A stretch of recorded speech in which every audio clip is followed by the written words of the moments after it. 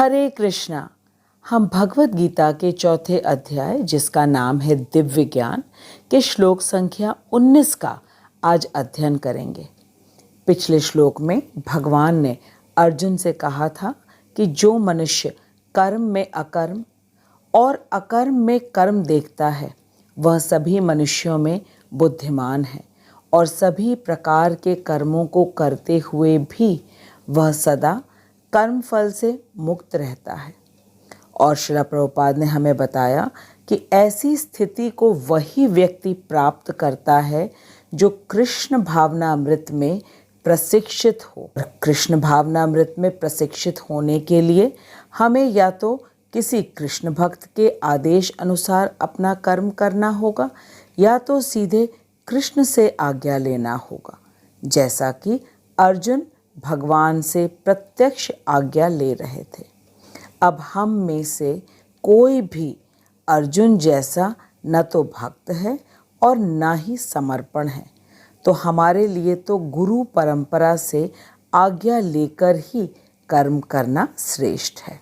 भगवत गीता का प्रत्येक श्लोक अत्यंत महत्वपूर्ण है और ये केवल मनुष्य जाति के ही लिए है, और इसलिए हम सभी के लिए भगवत गीता का अध्ययन अनिवार्य है। अन्यथा हम मनुष्य कहलाने के योग्य नहीं हैं, क्योंकि भगवत गीता को 5वां वेद कहा जाता है तथा भगवान के श्री मुख से निकले वचन ही धर्म है। और यदि हम गुरु परंपरा से भगवत गीता को नहीं पढ़ते या नहीं समझते हैं, तो धर्मे नहीं पशु भी समान। शास्त्रों में बताया गया है कि धर्म के बिना मनुष्य पशु के समान है। भगवान ने पिछले श्लोक में बताया था कि मनुष्यों में कौन बुद्धिमान कहलाने योग्य है, तथा आज के श्लोक में भगवान हमें बताने जा रहे हैं कि किस प्रकार हम कर्म फल की इच्छा से रहित होकर कर्म कर सकते हैं, और जो यह करने में सफल होते हैं उन्हें साधु पुरुष क्या कहकर संबोधित करते हैं। अब सोचने वाली बात तो ये है कि क्या सचमुच हम कामनाओं से रहित हो सकते हैं कभी भी? और संसार में तो हमें महत्वाकांक्षी होना सिखाया जाता है। तो आइए इन सभी प्रश्नों के उत्तर आज के श्लोक में हमें मिलने वाले हैं। अब आइए हम श्लोक संख्या 19 का पहले वाचन करते हैं और फिर श्रील प्रभुपाद के तात्पर्य को पढ़कर इस महत्वपूर्ण श्लोक को अच्छी तरह समझेंगे कि काम संकल्प सहित से काम संकल्प वर्जित कैसे बना जा सकता है। यस्य सर्वे समारंभाः काम संकल्प वर्जिताः ज्ञान अग्नि दग्ध कर्माणं तमाहु पंडितं बुधाः। यस्य सर्वे समारंभा काम संकल्प वर्जिताः ज्ञान अग्नि दग्ध कर्माणं तमाहु पंडितं बुधाः। यस्य जिसके, सर्वे सभी प्रकार के, समारंभाः प्रयत्न या उद्यम, काम इंद्रिय तृप्ति के लिए इच्छा पर आधारित, संकल्प निश्चय वर्जिताः से रहित है, ज्ञान पूर्ण ज्ञान की, अग्नि द्वारा दग्ध भस्म हुए, कर्माणम जिसका कर्म, तम उसको, आहु कहते हैं, पंडितम बुद्धिमान, बुधाह ज्ञानी। भगवान अर्जुन से कह रहे हैं कि जिस व्यक्ति का प्रत्येक प्रयास या उद्यम इंद्रिय तृप्ति की कामना से रहित होता है, उसे पूर्ण ज्ञानी समझा जाता है। उसे ही साधु पुरुष ऐसा कर्ता कहते हैं जिसने पूर्ण ज्ञान की अग्नि से कर्म फलों को भस्म कर दिया है। भगवान कह रहे हैं, यस्य सर्वे समारंभाः, जिस व्यक्ति का प्रत्येक प्रयास इंद्रिय तृप्ति की कामना से रहित होता है, काम संकल्प वर्जिताः, और ऐसे व्यक्ति को क्या समझा जाता है? पूर्ण ज्ञानी, पंडितम बुधाः। और कैसे होता है ये? ज्ञान अग्नि दग्ध कर्माणम। भगवान कह रहे हैं कि जिसने पूर्ण ज्ञान की अग्नि से कर्म फलों को भस्म कर दिया हो, उसी व्यक्ति को साधु पुरुष पंडित कहते हैं। आइए अब हम श्रीला प्रभुपाद के तात्पर्य को पढ़कर इस श्लोक को अच्छी तरह समझते हैं। जगत गुरु श्रीला प्रभुपाद की जय, अनंत कोटि वैष्णवों की जय, सभी आचार्यों की जय। श्रीला प्रभुपाद कह रहे हैं कि केवल पूर्ण ज्ञानी ही कृष्ण भावना भावित व्यक्ति के कार्यकलापों को समझ सकता है, और ऐसे व्यक्ति में इंद्रिय तृप्ति की प्रवृत्ति का अभाव रहता है। इससे यह समझा जाता है कि भगवान के नित्य दास के रूप में उसे अपने स्वाभाविक स्वरूप का पूर्ण ज्ञान है, और जिसके द्वारा उसने अपने कर्म फलों को भस्म कर दिया है। प्रभुपाद कह रहे हैं कि जिसने ऐसा पूर्ण ज्ञान प्राप्त कर लिया है, वही सचमुच में विद्वान है, पंडित है। प्रभुपाद आगे कह, भगवान के नित्य दासता के इस ज्ञान की विकास की तुलना अग्नि से की गई है। अर्थात जिस व्यक्ति को ये पूर्ण ज्ञान है कि वह भगवान का नित्य दास है, वह ज्ञान अग्नि के समान है, और ऐसी अग्नि जब एक बार प्रज्वलित हो जाती है तो वह सारे कर्म फलों को भस्म कर सकती है। प्रभुपाद कह रहे हैं कि सामान्यतः व्यक्ति कुछ पाने की इच्छा से ही कर्म करने का संकल्प करता है, और इसी को इंद्रिय तृप्ति की कामना कर्म कहते हैं या सकाम कर्म कहते हैं। लेकिन आज के श्लोक में भगवान कह रहे हैं, काम संकल्प वर्जिताः यस्य सर्वे समारंभाः, अर्थात काम संकल्प वाले सभी प्रयासों से रहित हो। श्रीला प्रभुपाद हमें बता रहे हैं कि हम कभी भी काम संकल्प से रहित हो ही नहीं सकते, क्योंकि जो काम संकल्प से रहित है वह जीवित नहीं बल्कि एक पत्थर है। प्रभुपाद तो यहाँ तक कहते हैं कि जो ये कहता है कि मेरी कोई कामना नहीं है, ये भी एक कामना है। प्रभुपाद कहते हैं कि जो व्यक्ति ये कहता है कि मेरी कोई कामना नहीं है, तो ये भी एक कामना है। प्रभुपाद आगे कह रहे हैं कि साधारण रूप से व्यक्ति या तो अपने लिए अथवा अपने परिवार के लिए या अपने समाज या देश के लिए कार्य करने का संकल्प लेता है, लेकिन इन सभी कार्यों में कहीं न कहीं स्वार्थ निहित है। ये पूर्ण रूप से काम संकल्प रहित नहीं है। व्यक्ति यदि अपने लिए या अपने परिवार के लिए कुछ कार्य करता है तो उसके पीछे खुद को या अपनों को सुख देने की चाह होती है, और व्यक्ति यदि अपने परिवार तक सीमित न रहकर समाज के लिए अथवा देश के लिए जब कुछ करता है, तब अवश्य वह सोच सकता है कि यह समाज सेवा है या देश सेवा है, लेकिन ये भी पूर्ण रूप से काम संकल्प रहित नहीं है। इन कार्यों के पीछे मान सम्मान पद पाने की इच्छा होती ही है। श्रीला प्रभुपाद कहते हैं कि चोरी अपने लिए करो या परिवार के लिए करो या देश के लिए करो, चोरी तो चोरी ही रहेगी। जब तक व्यक्ति को अपने सच्चे स्वार्थ का पता नहीं चलेगा, तब तक वह काम संकल्प रहित नहीं हो सकेगा। और सच्चा स्वार्थ का अर्थ ये है कि स्व का अर्थ है अपना और अर्थ अर्थात लाभ। और जब व्यक्ति को यह पता चलता है कि वह शरीर नहीं बल्कि आत्मा है और आत्मा भगवान का अंश है जो कि सच्चिदानंद स्वरूप है, और भगवान का अंश होने के नाते हमारा परम कर्तव्य है कि भगवान की प्रेम पूर्वक सेवा करें।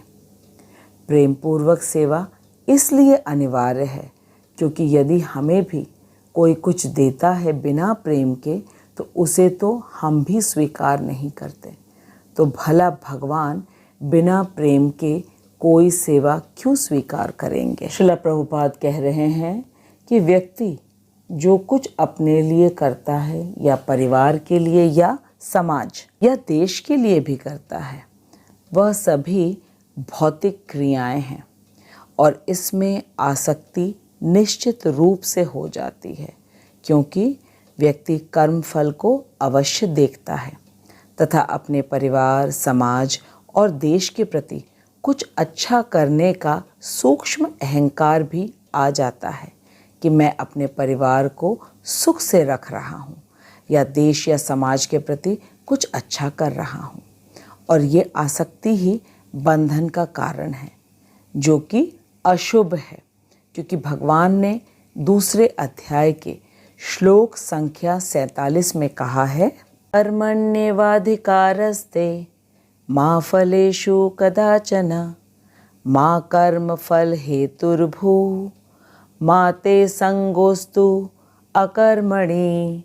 भगवान अर्जुन से कह रहे हैं कि तुम्हें अपना कर्म करने का अधिकार है, किंतु कर्म के फलों के तुम अधिकारी नहीं हो। तुम न तो कभी अपने आप को अपने कर्मों के फल का कारण मानो और ना ही कर्म न करने में कभी आसक्त हो जाओ। और आज के श्लोक में भगवान कह रहे हैं कि जिस व्यक्ति का प्रत्येक प्रयास इंद्रिय तृप्ति की भावना से रहित होता है, वही व्यक्ति पूर्ण ज्ञानी है। और फिर आगे भगवान कह रहे हैं कि उसे ही साधु पुरुष ऐसा कर्ता कहते हैं जिसने पूर्ण ज्ञान की अग्नि में कर्म फलों को भस्म कर दिया है। ये बात स्पष्ट हो गई कि यदि हम अपने लिए, अपने परिवार के लिए, समाज, देश, किसी के लिए भी जो कुछ भी कार्य करते हैं उसमें कर्म फल अवश्य ही रहता है, कर्म फल का संकल्प अवश्य ही रहता है। और ऐसा कार्य कभी भी मुक्ति नहीं दिलाता है, क्योंकि भगवान स्वयं कह रहे हैं कि कर्म फल आसक्ति से वर्जित होकर जो व्यक्ति अपने संपूर्ण प्रयासों को करता है वही सही मायने में बुद्धिमान है। प्रभुपाद कह रहे हैं कि बुद्धिमान व्यक्ति वही है जिसे अपने शुद्ध स्वरूप का ज्ञान हो। बात कह रहे हैं कि ज्ञान वह पवित्र अग्नि है जो समस्त अनर्थों को जलाकर भस्म कर देती है। जैसे ही व्यक्ति योग्य गुरु के पास जाता है तो गुरु उसे उसके स्वरूप का ज्ञान देते हैं शास्त्रों के आधार पर। और यदि व्यक्ति गुरु के बातों को पूर्ण श्रद्धा से मान लेता है तो उसका काम संकल्प इंद्रिय तृप्ति की न रहकर भगवान की सेवा करने में लग जाता है। इसका अर्थ ये है कि जिस व्यक्ति को ये पूर्ण ज्ञान हो जाता है कि वह भगवान का नित्य दास है, फिर वह अपनी इंद्रिय तृप्ति के लिए कोई कार्य नहीं करता, बल्कि उसके समस्त कार्य एकमात्र भगवान की प्रसन्नता के लिए होते हैं। और इसी को कहते हैं कृष्ण भावनामृत में अपने प्रत्येक कार्य को करना। श्रील प्रभुपाद कह रहे हैं कि जैसे कि एक व्यक्ति जो कृष्ण भावनामृत नहीं है वह खूब परिश्रम करता है, अपने सुख के लिए या अपने परिवार के सुख के लिए। बिल्कुल इसी तरह एक व्यक्ति जो कृष्ण भावनामृत है, वह भी खूब मेहनत करता है, खूब मन लगाकर पढ़ाई करता है कृष्ण की प्रसन्नता के लिए। फिर कहीं नौकरी भी करता है, चाहे वो डॉक्टर की हो, इंजीनियर, वकील, टीचर इत्यादि इत्यादि। जो कुछ भी करता है कृष्ण की प्रसन्नता के लिए। और फिर जो कुछ अर्जित करता है वह कृष्ण की सेवा में लगा देता है। फिर चाहे वो मंदिर में दान के रूप में हो या भगवान की कथा कीर्तन के आयोजन में। बाहरी रूप से दोनों के काम एक जैसे ही दिखते हैं, लेकिन दोनों के लक्ष्य बिल्कुल विपरीत हैं। यही अंतर है काम संकल्प सहित कार्य और काम संकल्प वर्जित कार्य में। जो व्यक्ति अपनी इंद्रिय तृप्ति या अपने परिवार, समाज, देश के लिए कार्य करता है, उसमें कर्म बंधन अवश्य है, क्योंकि ये सभी भौतिक कार्य हैं। लेकिन जो कार्य कृष्ण की प्रसन्नता के लिए किया गया हो, भले ही वह भौतिक लग रहा है, लेकिन वह कर्ता को बंधन में नहीं डालेगा, क्योंकि उसके प्रयास इंद्रिय तृप्ति के काम संकल्प से रहित हैं। और ऐसे व्यक्ति को समाज में बुद्धिमान या पंडित कहा जाता है। श्रील प्रभुपाद बता रहे हैं कि हमारे समाज में जो ब्राह्मण वर्ग है, उन्हें लोग सम्मान से पंडित जी कहते हैं, क्षत्रियों को ठाकुर साहब कहते हैं, वैश्य को सेठ जी कहते हैं और शूद्र को चौधरी कहते हैं। लेकिन आज के श्लोक में भगवान ने जिनके लिए पंडित कहा है और साथ में ये भी कहा है कि साधु पुरुष जिन्हें पंडित कहते हैं, वे वास्तविक रूप में कौन से व्यक्ति होते हैं, हमें ये जान लेना चाहिए। श्रील प्रभुपाद कह रहे हैं कि चाणक्य पंडित ने कहा है, मातृव्रत परदारेषु परद्रव्येषु लोशत्रवत् आत्मवत् सर्वभूतेषु यह पश्यति स पंडितः। अर्थात जो व्यक्ति अपनी पत्नी के अलावा सभी स्त्रियों को माता के समान मानता हो तथा दूसरे के धन को सड़क में पड़ा हुआ कूड़ा समझता हो, ऐसा व्यक्ति सही मायने में पंडित है।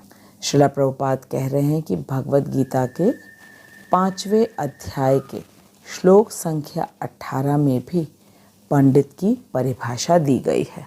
विद्या विनय संपन्ने ब्राह्मणे गविहस्तिने शुनि चैव श्वपाके च पंडिताः समदर्शिनः। भगवान कह रहे हैं कि विनम्र साधु पुरुष अपने वास्तविक ज्ञान के कारण एक विद्वान तथा विनीत ब्राह्मण, गाय, हाथी, कुत्ता तथा चांडाल को समान दृष्टि से देखते हैं। विद्या विनय संपन्ने ब्राह्मणे गविहस्तिने शुनि चैव श्वपाके च पंडिताः समदर्शिनाः। इस श्लोक से यह स्पष्ट हो गया कि जो विनम्र साधु पुरुष होते हैं, जिन्हें वास्तविक ज्ञान होता है, वे ब्राह्मण हो, गाय, हाथी, कुत्ता तथा चंडाल को भी समान दृष्टि से ही देखते हैं। तो अब हम सभी को ये स्पष्ट हो गया कि सही मायने में पंडित कौन है। और पंडित वही हो सकता है जिसे अपने शुद्ध स्वरूप का ज्ञान है कि वह नित्य कृष्ण दास है।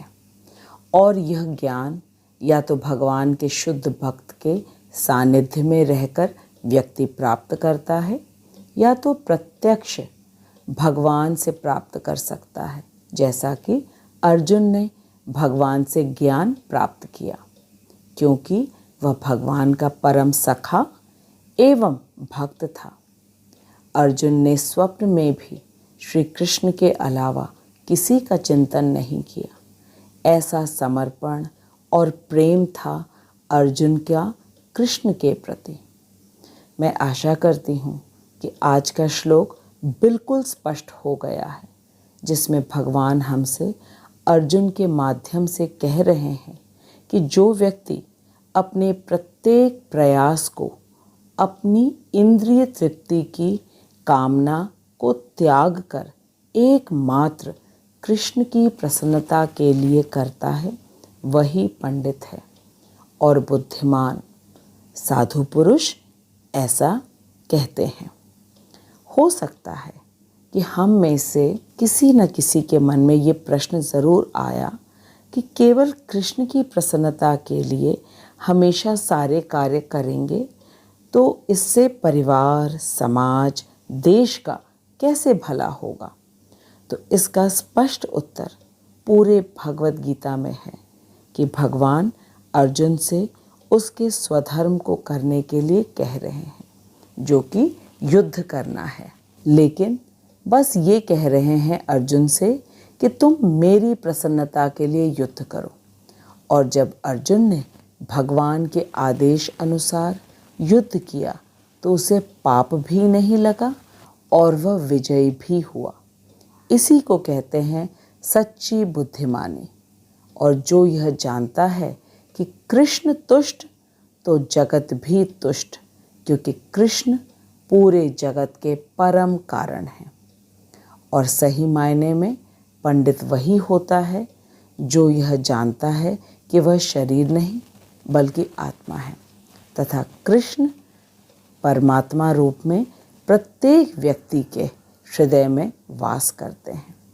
और जब वह कृष्ण के वचन के अनुसार अपने स्वधर्म को करता है तो सभी के प्रति वह अपने सभी कर्तव्यों को कर लेता है, क्योंकि परमात्मा रूप में कृष्ण प्रत्येक जीव के हृदय में वास करते हैं।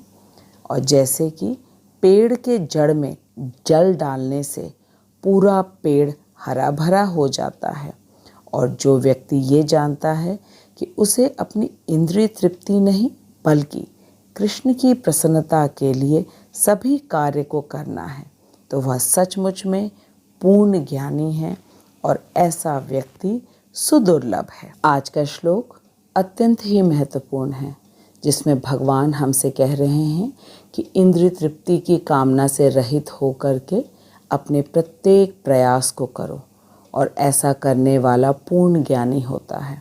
और साधु पुरुष भी ऐसे व्यक्ति को कहते हैं कि पूर्ण ज्ञान की अग्नि में इस व्यक्ति के समस्त कर्मफल भस्म हो गए हैं, और यही व्यक्ति सही मायने में मुक्ति का अधिकारी बन जाता है। अब अगले श्लोक में भगवान और विस्तार से हमें बताने वाले हैं कि किस प्रकार हमें कर्म करना है और किस प्रकार हम भगवान को और संतुष्ट कर सकते हैं, जो कि मनुष्य जीवन का मुख्य लक्ष्य है कि हम भगवान को संतुष्ट करें अपने कर्मों से, और इसी प्रकार से हम अपने मनुष्य जीवन को सार्थक कर पाएंगे। मैं श्रीला प्रभुपाद और अपने शिक्षा गुरु हिज ग्रेस हरिमोहन प्रभु जी को दंडवत प्रणाम करती हूँ, जिनकी अहेतु की कृपा से हम भगवद गीता के यथारूप को समझ पा रहे हैं, क्योंकि भगवद गीता का ज्ञान अति गुह्य है और गुरु के अहेतु की कृपा के बिना हम इसको नहीं समझ सकते। हम अगले सप्ताह एक नए श्लोक के साथ मिलेंगे, और तब तक आप हरे कृष्ण महामंत्र का जप करिए और सदा प्रसन्न रहिए। हरे कृष्ण। जय श्रीला प्रभुपाद। हरे कृष्णा कृष्ण कृष्ण हरे हरे।